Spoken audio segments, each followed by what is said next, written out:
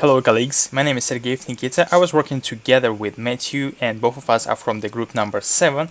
So both this assignment and the previous assignment were about challenge, and it also has a bit of education. I hope so. That's something here would be useful for you. So first, our previous assignment was about observer pattern, and our agents were notified with the event function once the bottle was collided and broken, and agents were moving towards the position of that bottle which was broken. So also we improved efficiency of the previous algorithms which were used in labs, and we used custom class without inheritance from actor to make it simpler for the algorithm, and we used extended behavior tree. So for this assignment we generated rooms, bottles, we were spawning, like we were generating rooms, we were connecting them with the corridors, we were spawning bottles on them, as well as navigation nodes, so actors were able to navigate between rooms via corridors, and also we generated walls, and the texture for these nodes, for these walls, were procedurally generated as well. So I think that I haven't missed anything, and for the next assignment we plan to make the game where me and Matthew will connect to the game and play against bots. So that already means that we'll be on the same side, and technically this game can be extended to the game against zombies. So we just not sure about the animation we'll be able to use for this project, but we'll definitely implement the version where me and Matthew play against enemies which can shoot us, and we can do the same obviously. So, and if we have enough time, we'll try to implement something better, or I'll try to something different. But I already said the direction how we are going to implement it, talking about how this work fits the next assignment is that we generate this procedural level on the server, and then we share it with our clients. It's pretty similar how it was done during labs, so we are going to follow the similar approach because it's already proven, and because the use of something too new and too different from labs can produce problems for us, so we don't want to struggle again how we did this during this assignment. So let's begin with what we've particularly done in this assignment. The assignment was split into two parts. Matthew was working on the level generation, and he was generating rooms using binary tree data structure, and then connecting these rooms with corridors. Also, he was spawning walls. So all the mesh we used was static. I just made it in Blender in a few minutes, and we used this as a mesh, and we were we were connecting this mesh to each other. So if we look at this, I suggested to stretch the mesh so there are not lots of tiles which build a one room. So like that's actually the reason why we selected the flat surface, because when it stretches it doesn't deform.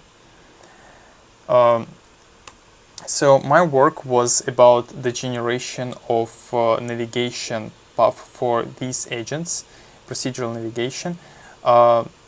It wasn't that obvious how it might seem, because the structure we used is not the best for this scenario. Why? Because it's actually the rendering issue. Now it's, yeah, everything is generated normally.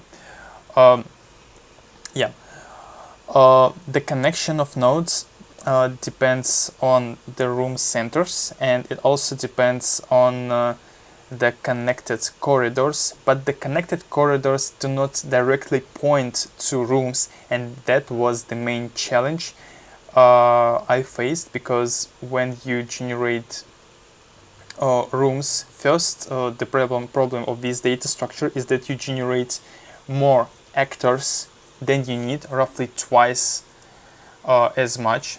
That is not efficient from my perspective, and we probably try to address it in the next assignment, similar to how I was generated navigation nodes. The second problem of this approach is that when you generate rooms leaves, like they are leaves, like these rooms which you can see, big rooms, they are leaves, but they also have parented nodes, and the whole, or like the whole level is a root node room of type room.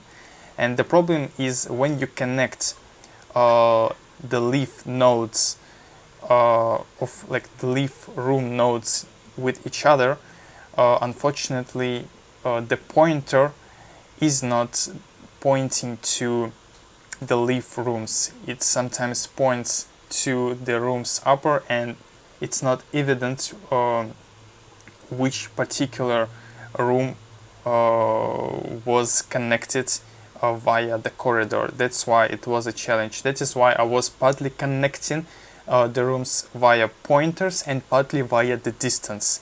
That is why I wouldn't say that the algorithm is efficient, but after a few days it was the best solution, first which worked, and second compared to other ideas which were even worse from the implementation point of view.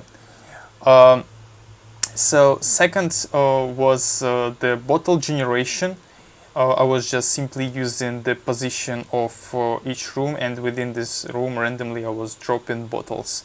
So there is nothing super special about it. We can actually look at the code, or you can actually look at the code if you want. So the most important part was done in generate nodes. So here I generate particularly these nodes for navigation nodes, and in the props generator class I spawn bottles. Those might be any type of object which I place, which I pass to this function, and as many as I want. So I think that the function is relatively extendable. Like it's not difficult to make a template function from it.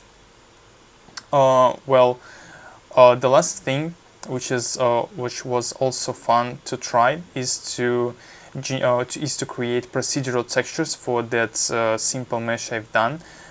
So here you can see a set of nodes such as cell noise, Perlin noise, which we used to generate the level, and then I was playing with randomness, and I was generating different types of the texture, like bump map, which is normal map, texture map, diffuse, and ambient occlusion.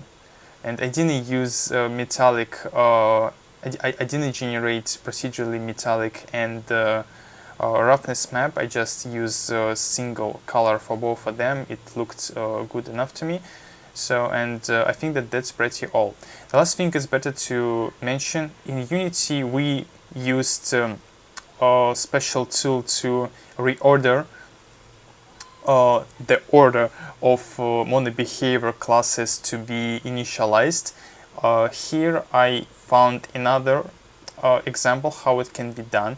So similar to how we iterate for all the objects of that class, I just create one instance of it, and I just check that it's already begun the begin play method, and if it hasn't done, then I do it manually from that class, because I need to particularly execute in the right order. First the rooms should be generated, then navigation nodes has to be generated, and after that I generate bottles.